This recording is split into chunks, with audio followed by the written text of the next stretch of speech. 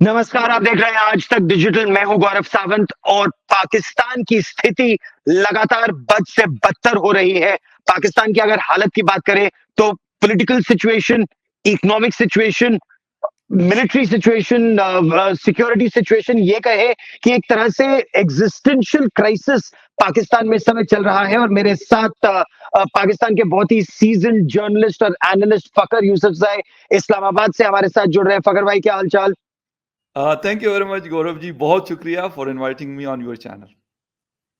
तो क्या स्थिति चल रही है पाकिस्तान में? अभी मरियम नवाज को हम लोग सुन रहे थे, पीएमएलएन लीडर, वो तो ये कह रही है कि इमरान खान लीडर ही नहीं गीदड़ है और डरपोक है, बिस्तर के नीचे छिपा बैठा है, ड्यू प्रोसेस ऑफ लॉ को नहीं ज्वाइन कर रहा है। तो क्या पॉलिटिकल सिचुएशन बहुत ज्यादा खराब हो रही है पाकिस्तान में? बिल्कुल Gaurav ji, thank you very much for inviting me. Exactly यही सिचुएशन है, क्योंकि मरियम नवाज आजकल काफ़ी एक्टिव है। पंजाब के मुख्तलिफ सिटीज़ में जाकर वो जलसे कर रही हैं, मुख्तलिफ गैदरिंग से वो एड्रेस कर रही है, बात कर रही है। तो आज भी इसी तरीके से फैसलाबाद में थी, राना सनाउल्लाह साहब का एरिया, बल्कि उनकी भी स्पीच थी और मरियम नवाज साहिबा की भी थी।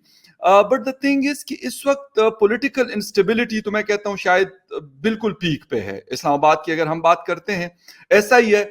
और जहां तक बात है कि मरियम साहिबा कहती कि वो गीदड़ है इमरान खान साहब के हवाले से, बिल्कुल उनकी स्टेटमेंट्स इस तरह की आ रही है कि आज भी क्वेटा बलूचिस्तान पुलिस उनको अरेस्ट करने के लिए आ रही थी। लास्ट मोमेंट पे जो बलूचिस्तान हाई कोर्ट है, उन्होंने उस चीज को उनको बेल दे दी और उसको कैंसिल कर दिया, उस ऑर्डर को। तो ऐसी चीजें तो हमें बिल्कुल लाहौर जमान पार्क में मिल रही है।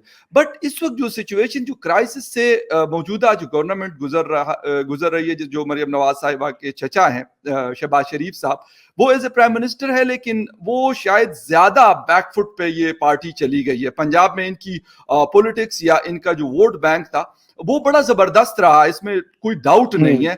बट जो लास्ट एक साल से हम देख रहे हैं, लास्ट ईयर अप्रैल से जब से इनकी गवर्नमेंट आई है, इन्फ्लेशन हो, पॉलिटिकल इंस्टेबिलिटी की बात करें, इकोनॉमी की बात करें, और बहुत सारे इश्यूज ऐसे आए कि जिसकी वजह से मेरे ख्याल में ये लोग काफी क्राइसिस का शिकार रहे। और इनका जो नैरेटिव है स्पेशली पंजाब में, मुझे लग रहा है कि वो उनको पता चल गया कि हम वाकई बैकफुट पे गए और इमरान खान को पॉलिटिकली फायदा पहुंचा है। ठीक है, वो बाहर नहीं निकलता, उन्होंने टांग पे अपने प्लिस्तर चढ़ाया हुआ लास्ट 4-5 मंथ से, वो ये सारी चीजें कर रहे हैं, लेकिन मतलब वो इनके साथ एक खेल खेल रहा है, मैं ये कहूंगा उनको। तो एक चीज ये खेल कहीं ऐसा तो नहीं कि इमरान खान के साथ खेल हो जाए? क्योंकि अब कुछ खबरें इस तरह की भी आ रही थी कि इमरान खान को डर लग रहा है।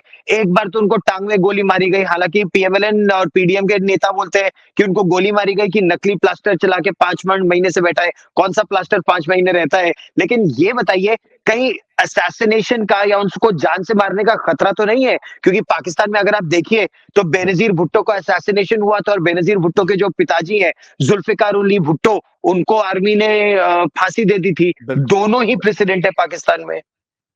ये वाली बात आपकी ठीक है। और ये इमरान खान साहब के जो लोग हैं, इंक्लूडिंग इमरान खान, रोज किसी न किसी चैनल को वो इंटरव्यू देते हैं। कल उन्होंने बीबीसी को इंटरव्यू दिया, उसमें भी वो ये बात करते हैं। और ये कंटिन्यूसली लोकल मीडिया पे मतलब जब वो प्रेस कॉन्फ्रेंस टाइप एक चीज उन्होंने शुरू की है, डेली बेसिस पे शाम को 5-6 बजे कर लेते हैं, तो वहां पे भी ये बात करते हैं कि जी मुझे मतलब मेरी जिंदगी को खतरा है। उनके पार्टी के जो करीबी लोग हैं वो भी ये बात बार बार कह रहे हैं कि जी अगर वो निकलेंगे, अगर वो किसी कोर्ट में जाएंगे जहां पे उनको बुलाया जाता है, तो उनकी जिंदगी को खतरा है, इसलिए अदालत उनको मतलब ना बुलाया करें, कोर्ट्स में उनको ना बुलाया जाए, क्योंकि उनका हो सकता है कि कोई पिछली दफा तो टांग में उनकी गोली लगी थी, लेकिन अब जिस तरीके से आप बता रहे हैं कि बेनजीर शहीद जो पिंडी में उनको एसेसिनेट किया गया था, तो ये चीजें हो सकती है। पाकिस्तान के अंदर अफसोस के साथ हमारी हिस्ट्री जो 75 ईयर्स की इतनी बड़ी हिस्ट्री नहीं है, लेकिन अफसोस के साथ तो इस तरह की चीजों से भरी भी पड़ी है। हम ये नहीं कह सकते कि नहीं जी इमरान खान साहब ये बात गलत कर रहे हैं, या वो इमरान खान साहब 100% ये बात ठीक कर रहे हैं। लेकिन इस वक्त इमरान खान साहब एक चीज ये कर रहे हैं कि वो अपने आप को थोड़ा सा बचाना भी चाहते हैं। कुछ चीजें उनको क्लियर हैं कि अगर वो तोशाखाना केस में कोर्ट में जाते हैं तो वहां पे उनके लिए प्रॉब्लम्स हैं, और ये बात इमरान खान साहब से ज्यादा बेहतर मेरे ख्याल में कोई नहीं जानता, इसलिए वो अवॉइड कर रहे हैं। और वो ये चाहते भी है, कभी आसिम मुनीर साहब को मैसेज भेजते हैं कि यार मुझसे मुलाकात नहीं करते, मैं कोई दुश्मन तो नहीं हूं, पाकिस्तान आर्मी का या जनरल आसिम का। तो इस तरह की बातें वो चाहते हैं कि किसी तरीके से एस्टैब्लिशमेंट उनको एक दफा फिर गोद ले ले, जो 2018 में हमने देखा था कि एक क्लीन स्वीप वाली सिचुएशन उनको दे दी गई थी। हालांकि उनके वो लोग भी पास हुए थे कि बिलीव मी कि मेरे एरिया मर्दान में ऐसे लोग आए थे कि जिनको पता भी नहीं था, उनको खुद भी यकीन नहीं था कि यार मतलब हमने इलेक्शन विन कर लिया। तो ये चीजें तो खान साहब को पता है। खान साहब इसलिए बार बार आपको पता है कभी वो एस्टेब्लिशमेंट को डराते हैं, कभी एस्टेब्लिशमेंट के कहते हैं जी हम चाहते हैं कि इनकी इज्जत हो तो फला। तो ये सारी चीजें वो अपने पॉलिटिक्स के लिए नो डाउट कि वो एक अच्छी गेम अपनी जात तक की अगर मैं बात करूं तो उसके लिए अच्छी गेम खेल रहे हैं। लेकिन ओवरऑल अगर कंट्री की बात की जाए, पाकिस्तान की जनता की बात की जाए, तो मेरे ख्याल में उनकी क्राइसिस दिन ब दिन बढ़ रही है। उनकी जिंदगियों में मेरे ख्याल में आराम और सुख चैन जो है अभी कुछ अरसे तक मेरा नहीं ख्याल कि कोई बेहतरी आ सकती है। मुश्किल से मुश्किल सिचुएशन है उनकी। तो मैं जनता के बारे में बिल्कुल अभी आऊंगा, लेकिन पाकिस्तान में जो पॉलिटिकल लीडर्स हैं, चाहे राना सनाउल्लाह आपके इंटीरियर मिनिस्टर हो, मरियम नवाज हो या और भी लीडर्स हो, वो तो ये तक कह रहे हैं कि इमरान खान तो ड्रग्स लेकर पड़े रहते हैं और ड्रग एडिक्ट है, तो वो क्या देश चलाएंगे। अपने बच्चों को तो उन्होंने भेज दिया इंग्लैंड, उनके बच्चे सुरक्षित है, औरों के बच्चों को मारे हैं जेल भरों में। और हम लोग इमरान खान का दिमाग का भी एग्जामिनेशन कराएंगे, उनका ब्लड टेस्ट भी लेंगे अगर वो कोर्ट में आएंगे कि पता चले ड्रग एडिक्ट नहीं है, और अगर ड्रग एडिक्ट निकले तो उनको रिहेबिलिटेशन में भेज देंगे, और उनका पैर का भी दिखाएंगे कि असली गोली लगी कि नकली लगी। क्या ये असल में सब कुछ करना चाहते हैं, और पाकिस्तान की जनता इन सब के बारे में क्या आप कहती है? देखिए, इस वक्त अगर हम जनता की बात करते हैं, पहले मैं आपके क्वेश्चन के फर्स्ट वाले पार्ट पे आ जाता हूं कि जो ये लोग कह रहे हैं वो पीडीएम की जो गवर्नमेंट है, राना सना साहब जो है वो बड़ा मुख्तलिफ टाइम पे जब टीवी शोज में हम देखते हैं, प्रेस कॉन्फ्रेंसेस कवर करते हैं, तो वहां पे देखते हैं तो बड़ा एक जिसे कहते हैं कि मौला जट वाली सिचुएशन में ये कहूंगा, उस तरीके से वो पुकारते हैं उनको। बट द थिंग इज कि मैं ये राना साहब साल हो गया उनको, पहले वो पंजाब में भी इंटीरियर मिनिस्टर रहे, अब 1 साल उनको होने को है, फेडरल में है वो।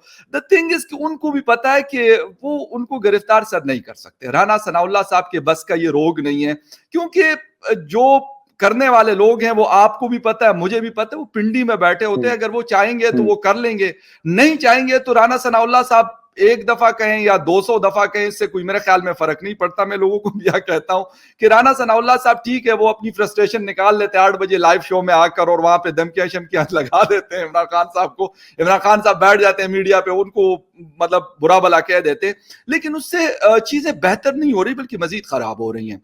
इमरान खान साहब को तो कोई नुकसान नहीं हो रहा, उनके बच्चे, बिल्कुल आपकी बात सही है कि जमायमा उनको पालती है, लंदन में रहते हैं, 1 बेटी 2 बेटे, तो उनको तो इस चीज की कोई फिक्र नहीं है, घर के किचन की उनको फिक्र नहीं है, क्योंकि बहुत सारे ऐसे लोग हैं पाकिस्तान के जिनके पास बहुत पैसा है, उनको कोई फर्क नहीं पड़ता। इमरान खान साहब का किचन भी बड़ा जबरदस्त तरीके से आज भी चल रहा है, जमान पार्क के बाहर भी लोग बैठे होते हैं। लेकिन आम पाकिस्तानी जो है उसका मसला ये नहीं है कि आप इमरान खान साहब को फांसी चढ़ाते हैं, आप उनको जेल भेजते हैं या उनके साथ कुछ और करते हैं। आम पाकिस्तानी का मसला ये है कि भाई मुझे आटा मिल रहा है, कितने पैसों पे मिल रहा है। इस वक्त 160 रुपीज का 1 केजी आटा आ रहा है, इस वक्त की मैं बात कर रहा हूं।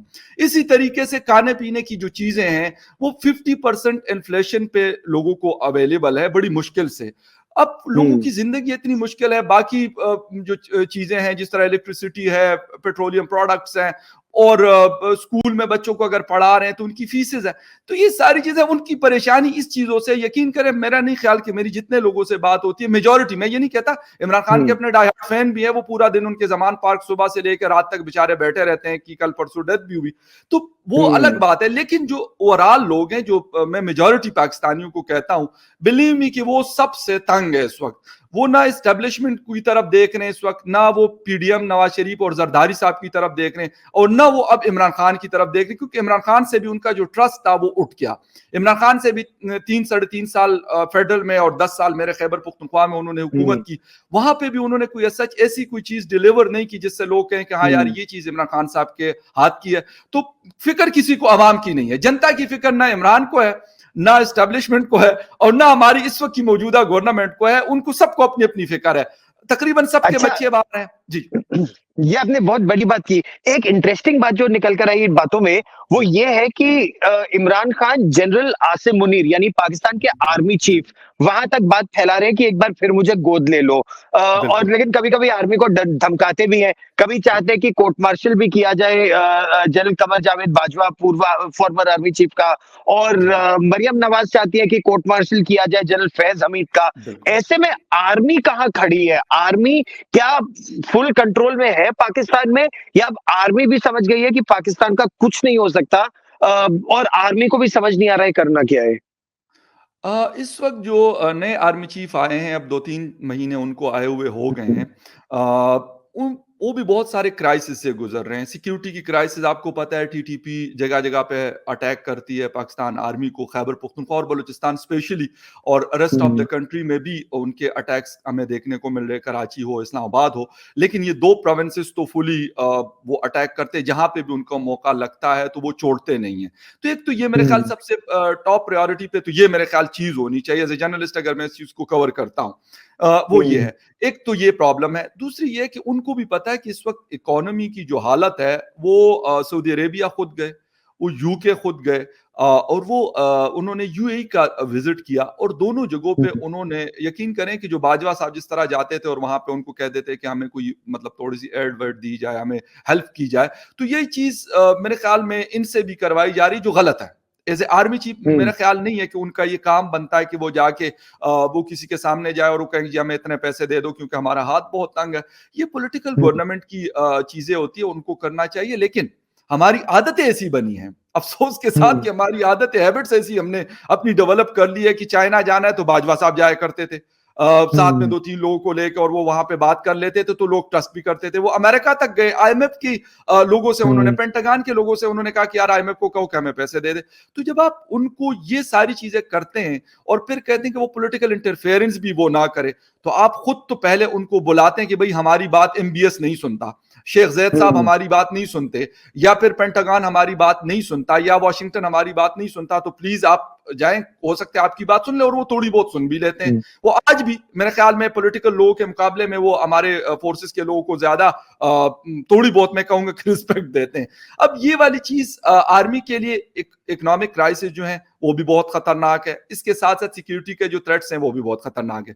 अब इस वक्त उनको भी समझ नहीं आ रही, बिलीव मी कि उनको भी समझ नहीं आ रही कि करें तो क्या करें। बैठते हैं अच्छा, उनकी बीच में खबर ये भी आ रही थी कि पाकिस्तान में, क्योंकि इमरान खान और मरियम नवाज बिल्कुल इस तरह मतलब कुत्ते बिल्ली की जो लड़ाई कहते हैं, उससे ज्यादा बिल्कुल। गंदी लड़ाई हो गई और अब कोई मिडिल ग्राउंड तो रहा नहीं। तो क्या ऐसा हो सकता है, एक अप्रैल में क्या पंजाब में चुनाव होंगे और फिर जी। खैबर पख्तूनख्वा में चुनाव होंगे और सितंबर में पूरे पाकिस्तान में चुनाव होंगे, या कोई फायदा नहीं है, कुछ ऐसा लगता नहीं है? क्योंकि मरियम नवाज तो कह भी चुकी है कि इमरान खान आज चुनाव जीत के आते हैं, कल रिजाइन कर देते हैं, जनता का पैसा बर्बाद हो रहा है। बिल्कुल। तो चुनाव बिल्कुल। होंगे या इलेक्शन होंगे ही नहीं अभी?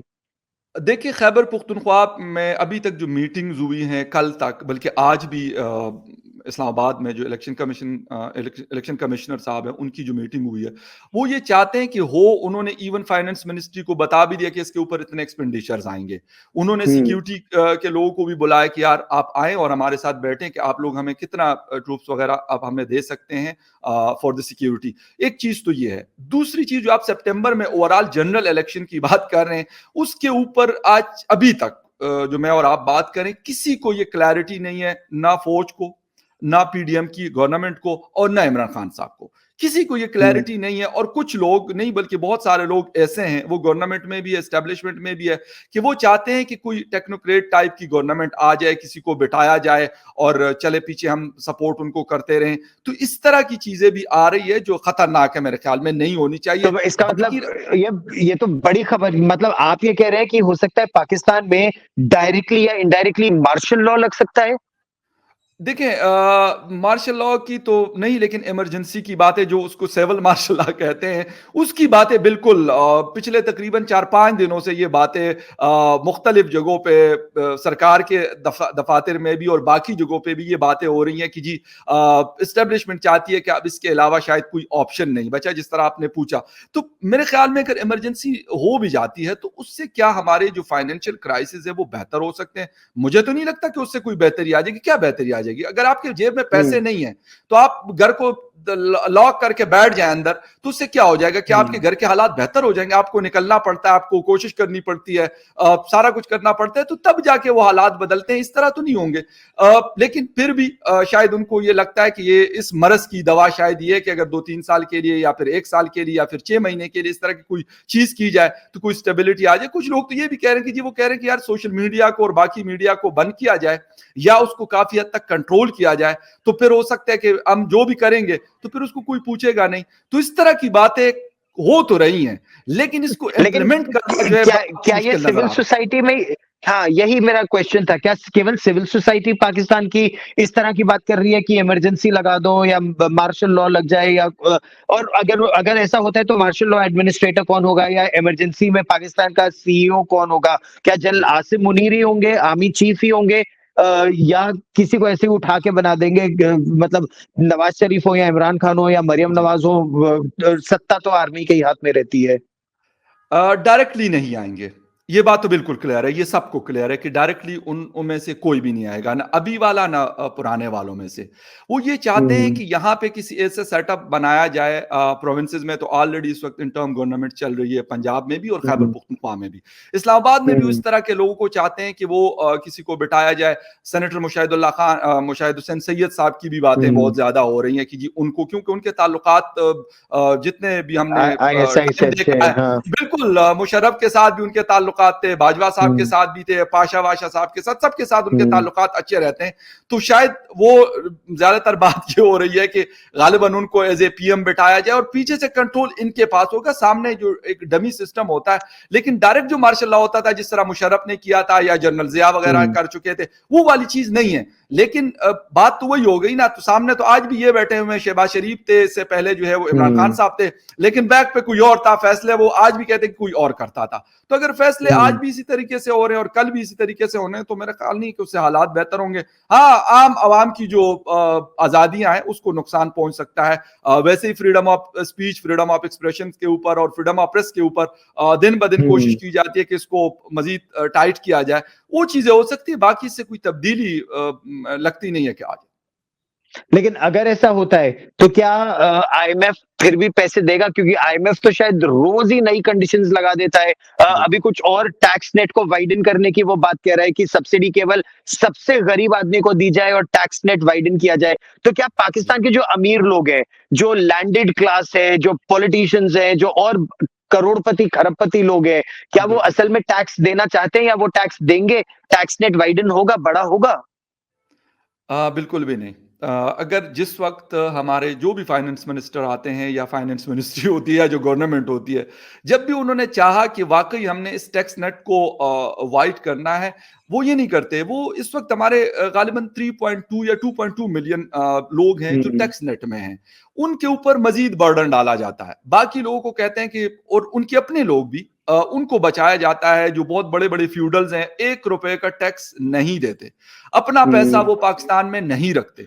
जितना कमाते वो यहां से हैं, किकबैक्स लेते हैं, मुख्तलिफ चीजें करते हैं, और वो पैसा अगले दिन ही आपको दुबई के किसी बैंक में या फिर वहीं पे नजर आएगा। वहां से कोई वेला खरीद लिया, कोई बिजनेस एम्पायर खरीद लिया, कुछ कोई कंपनी खरीद ली। यही तो मसला है पाकिस्तान का कि यहाँ का पैसा जाता बाहर है। अगर यहाँ पे लगाया जाता और टैक्स प्रॉपर दिया जाता, जिनको टैक्स देना चाहिए वो नहीं देते।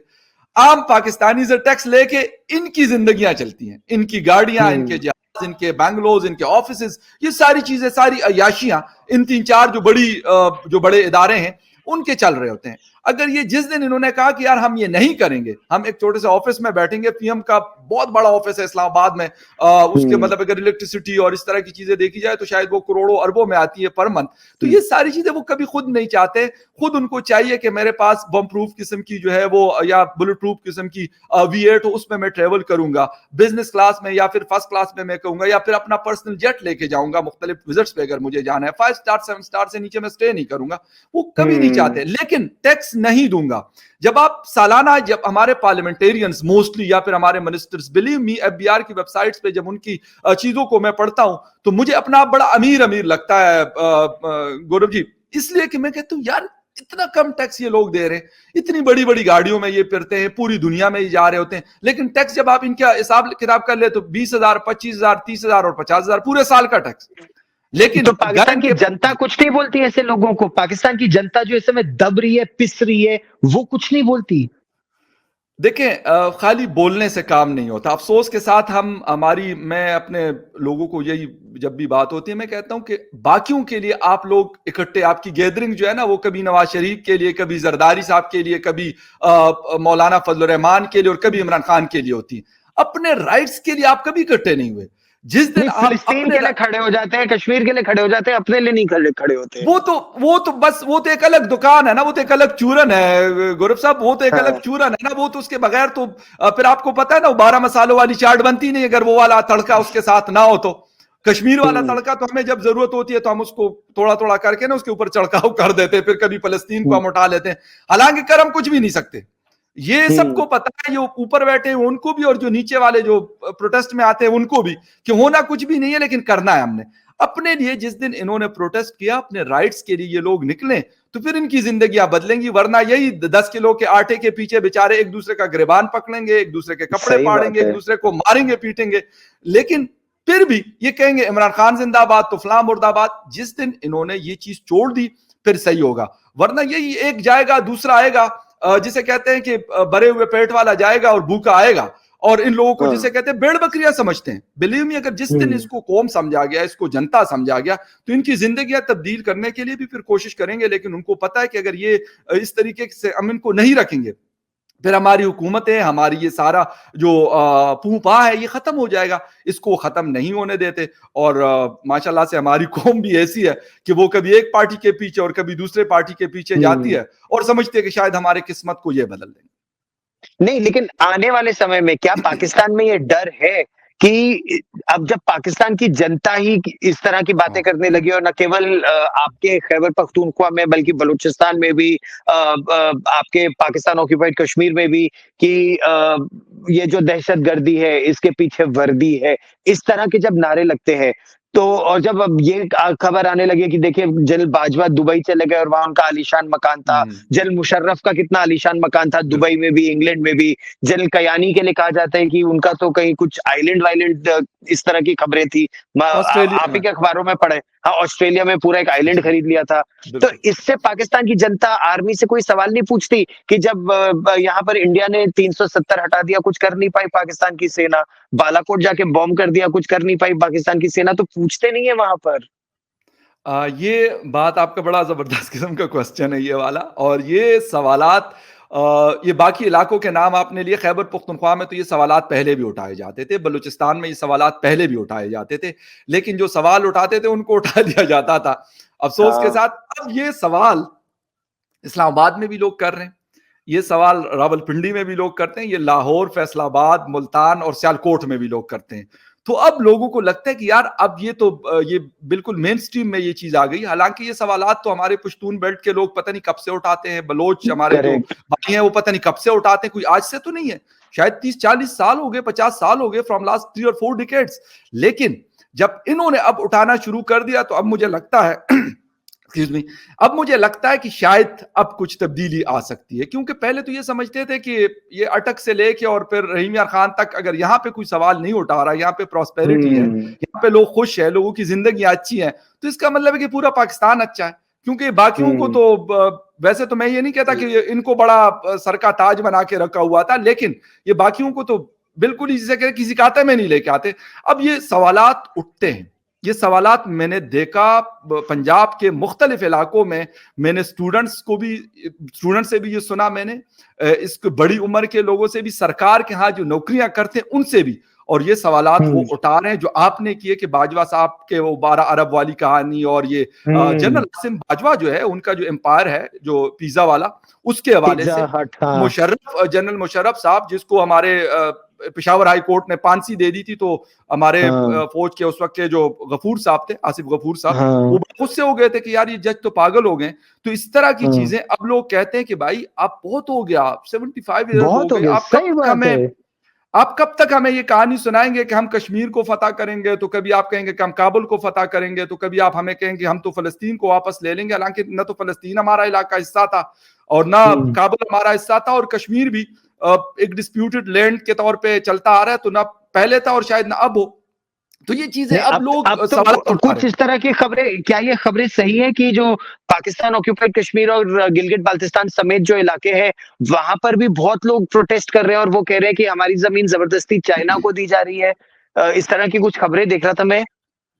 देखिए ये जीबी में ये चीज़ हुई थी, अभी कुछ अरसा पहले की बात है और वहाँ पे कुछ शायद एक सोसाइटी बनने के लिए इन लोगों ने ट्राई किया था और उस पे बड़ा इनको सख्त किस्म की रेजिस्टेंस मिली थी और वो काफ़ी वायरल भी हुआ था। मुझे बल्कि वहाँ एक दोस्त ने मुझे वो वीडियो भेजी तो मैंने ट्विटर पे भी लगा दी थी और बाकायदा वो मैंने कह देखा रहे था थे कि आपका, भाई हाँ। जी, जी। तो वो उन्होंने कहा कि भाई ये इस तरह नहीं चलेगा जो आप लोग कहते हैं कि आएँगे और कहेंगे ये ज़मीनें खाली कर दो या हमारी ज़मीनें हैं हमारी, उसके बगैर आप कहोगे कि यार ये मतलब अब हमारी हो गई। तो ये वाली चीज़ें अब लोग कर रहे हैं, लोग रेज़िस्ट करते हैं, लोग उठते हैं और ये मेरे ख़्याल में it's a good sign for the betterment of Pakistan कि अगर गलत है तो वो गलत कहना हमें चाहिए और मतलब इनको भी अब समझ लेना चाहिए कि बस जो 75 ईयर जो कुछ हुआ, जो गलतियां की बस उसके साथ अब कहें कि यार इसको हम सुधार, अगर पिछले वाले को रिवर्स नहीं कर सकते लेकिन आगे तो उसको रिपीट ना किया जाए ना। वो कश्मीर में हो, वो बलूचिस्तान में हो, वो किसी भी जगह पाकिस्तान के किसी भी इलाके में हो, मेरे ख्याल में वो गलत है। उसको ये चीज इनको अब मिल रही है, रेजिस्टेंस मिल रही है। जीबी वाली पे तो मैं बड़ा हैरान हुआ, जो शनय में भी वो बात कर रहे हैं, पश्तो में भी वो बोल रहे हैं, वो उर्दू में भी बात कर रहे हैं। तो उन लोगों ने तो इसीलिए किया कि भाई, और वीडियोस इसलिए बनाई कि उनको कि वो चाह रहे थे कि ये बाहर ये बात चली जाए और लोग इसके ऊपर बात करें। तो मेरे ख्याल में अब इनको थोड़ा सा ये मैं कहूंगा कि थोड़े से, बहुत ज्यादा नहीं कह सकता, लेकिन थोड़े से बैकफुट पे ये लोग गए हैं। अच्छा, चलते-चलते एक मैं सिक्योरिटी के बारे में पूछना चाहता था, और क्योंकि आप जी। केपीके के हैं, सिक्योरिटी की स्थिति इस समय सिचुएशन क्या है पाकिस्तान में? जिस तरह से केपीके में या बलूचिस्तान में डेली हम लोग पढ़ रहे हैं, कभी एक कॉन्वॉय पर अटैक, कभी दूसरे कॉन्वॉय पर हाँ अटैक, जी। कभी 9 लोग मर गए, कभी 15 लोग मर गए। कौन अटैकर्स हैं, और पाकिस्तान आर्मी या एफसी की कोई कोई स्ट्रैटेजी नहीं है इनसे डील करने की? देखिए ये एक बड़ी मुश्किल किस्म की जंग है, मैं ये कह दूँगा। और जहाँ तक बात आप करें सिक्योरिटी सिचुएशन की, तो खैबर पख्तूनख्वा और बलूचिस्तान सबसे ज़्यादा थ्रेटनिंग एरियाज़ हैं। यहाँ पे बल्कि अभी कल मुझे पेशावर आईजी ऑफ़िस से एक थ्रेट अलर्ट का एक लेटर मुझे मिला और उसमें यही कह रहे थे कि जी एक और अटैक नेक्स्ट 5 टू 10 डेज़ में टीटीपी प्लान कर रहा है और वो पेशावर या फिर इस तरह के सराउंडिंग में पुलिस फ़ोर्स के ऊपर वो हमला हो सकता है। तो ये तो हुँ, सिचुएशन है। अभी आपने बोलान में देखा, सिब्बी में लास्ट मंडे को हुँ, वहाँ पे जो अटैक हुआ, 9 बल्कि 11 हुँ। लोगों की जो है वो एफसी के हाँ, कंसिस्टेबली के जो लोग थे, वो बेचारे इलेक्शन मारे ड्यूटी गए। से जो लौट रहे थे, हाँ। सिर्फ मेले से बेसिकली वो आ रहे थे मेले क्योंकि से, हाँ, इस हाँ, स्प्रिंग का एक मेला होता है वहाँ पे, तो वहाँ से उनकी हाँ, वापसी क्वेटा की तरफ हो रही। तो ये चीज़ें हाँ, एक मुश्किल सिचुएशन से मेरे ख़्याल में ये लोग गुज़रे, लेकिन जो आम बेचारा सिपाही है, वो ज़्यादा, क्योंकि फ्रंट पे वही होता है, वो शुमाली हुँ, वज़ीरिस्तान, नॉर्थ साउथ वज़ीरिस्तान में हो या फिर बाजोड़ में हो या ड्यूरन लाइन के उस तरफ, इस तरफ जहाँ पे भी हो, या फिर बलूचिस्तान में हो, वो ज़्यादा क्रिटिकल सिचुएशन से गुज़र रहा है। और जहाँ तक बात है कि एक्शन कौन सा, तो ऑपरेशन इस वक्त सच कोई ऐसा बड़ा नहीं हो रहा कहीं पे भी ना, अच्छा, बलूचिस्तान में तो जी। ज़रबेज़ से जो पाकिस्तान आर्मी ने गेन किया था, वो सारे इलाके एक बार फिर टीटीपी और बाकी ऑर्गनाइज़ेशंस वहाँ पर आ गए हैं। मैं तो ये पढ़ रहा था कि शायद स्वात में भी एक बार फिर टीटीपी बहुत बड़े तरीके से आ गया। सवात में आए थे, लेकिन सवात के लोगों ने इस दफा, जिस तरह मैं आपको कह रहा हूँ कि कुछ चेंजेस आए हैं और वो लोग बैठे रहे, कहते हैं कि या आप लोग रहोगे या फिर हम लोग रहेंगे। सवात के बड़े हुँ, जबरदस्त किस्म के लोग हैं और हाँ, हाँ, उनको बुलाया गया और उनको उन्होंने बाकायदा फोर्सेस के लोगों को कहा, कहते आप लोग दरमियान में से निकल जाओ, हम जाने और टीटीपी के लोग जाने। अगर वो हमें मतलब साइड पे कर देंगे तो सवात उनका हो जाएगा, वरना हम उनको भगा देंगे, क्योंकि वेपन ओह! लोगों के पास होते हैं। तो वो भाग गए, चलो, बिलीव मी के सवात से वो लोग निकले, वो वापस चले गए ठीक। जहां पे भी वो गए हैं। लेकिन वहां पे क्योंकि फोर्सेस के लोगों को भी पता था कि अब ये बहुत एक बड़ी गैदरिंग हुई, तो वो काबू में आने वाले नहीं है। तो एक तो ये चीज हुई। फिर इसके साथ साथ जहां तक बात है बाकी इलाकों की, तो बाकी इलाकों में जब अफगान तालिबान ने टेक ओवर किया गुरु साहब, हुँ, उसके बाद से हमारी जो स्ट्रेटजी थी, मेरे ख्याल में हमने एक और टाइम गलती करके हमने कहा जी हम तो ये कर लेंगे वो कर लेंगे। उन्होंने कहा यार जेलें खत्म कर दो, खोल दो। वहां हुँ, पे टीटीपी के तकरीबन मोर देन 5000 लोग जो थे वो वहां पे 5000, थे। हाँ। वो जब उनको खोल दिया तो वो कहाँ उन्होंने जाना था, वो काबुल में तो नहीं रह रहे, ना वो निंगरहार में रह रहे, ना वो कंदहार और कंदूस में रह रहे। वो हुँ, आके वो कोई बाजवड़ आया, कोई नॉर्थ साउथ हुँ, वजीरिस्तान में आया, खैबर पख्तूनख्वा के बाकी इलाकों में भी इनकी प्रेजेंस थी। कराची में इनकी प्रेजेंस थी, लेकिन ये क्योंकि अंडरग्राउंड हो गए थे ऑपरेशन होने की वजह से, और मतलब इनको क्योंकि अफगानिस्तान से भी टफ टाइम मिल रहा था, यूएस फोर्सेस कर रही थी, अफगान फोर्सेस कर रही थी, इधर से पाकिस्तानी फोर्सेस एक्शन करती थी, तो वो जिस वक्त वो जनरल फैज साहब के ऊपर ये भी एक बहुत बड़ा एलिगेशन है कि भाई आप बार बार जाते थे और वहां पे कहवा पी के आ जाते थे और कहते थे बस एवरीथिंग इज फाइन, और बस जैसे काबुल ऐसा लग रहा था कि जैसे पता नहीं वहां पे इस्लामाबाद की गवर्नमेंट चलेगी। तो उन लोगों वो लोग हमसे नाराज हुए, और उन लोगों ने, और वो लोग ये भी कह रहे हैं कि वो टीटीपी के खिलाफ कोई एक्शन नहीं करेंगे, क्योंकि टीटीपी ने उनके साथ एक जिसे कहते साथ दिया जब वो अमेरिकन के खिलाफ लड़ रहे थे। तो मेरा नहीं ख्याल कि इस वक्त अफगान तालिबान कोई ऐसी कोशिश करेंगे या फिर उनको वहां से निकालेंगे या उनके खिलाफ कोई ऑपरेशन करेंगे। तो ये सिचुएशन मेरे ख्याल पाकिस्तान ने उस वक्त मिसकैलकुलेट करके अपने लिए एक और मुसीबत खड़ी कर दी, और टीटीपी काफी एक्टिव है, जो मैं उनको देख रहा हूं अभी, काफी एक्टिव भी है और काफी स्ट्रांग भी नजर आ रही है उनकी स्ट्रेटजीज। गौरव जी, आज से जो 5-7 साल पहले थी उसके मुकाबले में आज उनकी स्ट्रेटजी वो ज्यादा स्मार्टली खेल रहे हैं। उनके पास ज्यादा जिसे कहते हैं कि नया वेपन जो अमेरिकन छोड़ के गए थे वो उनके पास है, उनके पास मीडिया की पावर है, वो ट्विटर पे यकीन करें कि वो बहुत एक्टिव हैं। उनकी चीजें जब मैं देख रहा होता हूँ, अक्सर मुझे इनबॉक्सेस आ रही होती है कुछ चीजें, तो वो ये कर रहे होते हैं कि वो ऐसे नहीं है कि हम लोग ये समझते हैं कि उन्होंने बड़ी बड़ी पगड़ियां बड़ी बड़ी दाढ़ियां रखी है तो शायद उनको कुछ नहीं पता। वो मेरे ख्याल में इनसे ज्यादा क्लियर माइंड के साथ अपनी गेम खेल रहे हैं, और यहाँ पे ये है कि कभी कुर्सी की जंग चल रही है इस्लामाबाद में, जब इससे फुर्सत होगी तो फिर उसके बाद कुछ होगा। नहीं, आपने बहुत बहुत जबरदस्त इंसाइट दिया हमें, और मुझे उम्मीद यही है कि सब आप सुरक्षित रहिए, और मैं फिर आपके पास लौट कर आऊंगा, फिर ये चर्चा आगे बढ़ाएंगे, क्योंकि सरहद के उस पार क्या हो रहा है ये हमारे लिए भी जानना बहुत जरूरी है। फकर यूसुफजई, एनालिस्ट जर्नलिस्ट, आप जुड़े हमारे साथ इस्लामाबाद पाकिस्तान से, बहुत बहुत धन्यवाद। पाकिस्तान की इस एग्जिस्टेंशियल क्राइसिस पर हमारी ये जो पड़ताल है ये लगातार जारी रहेगी। Political crisis, economic crisis, security crisis, existential crisis, सबसे पाकिस्तान एक साथ इसे झेल रहा है। क्या होगा आने वाले समय में, पाकिस्तानी जर्नलिस्ट और एनालिस्ट के साथ हम इस पे बहुत पैनी नजर रखेंगे। आप देखते रहिए आज तक, जुड़े रहिए हमारे साथ, और सब्सक्राइब कीजिए आज तक डिजिटल को। नमस्ते, thank you very much Fakhar भाई। थैंक यू गौरव जी, बहुत शुक्रिया आपका, thank you very much. Bye bye. Thank you, okay, good bye.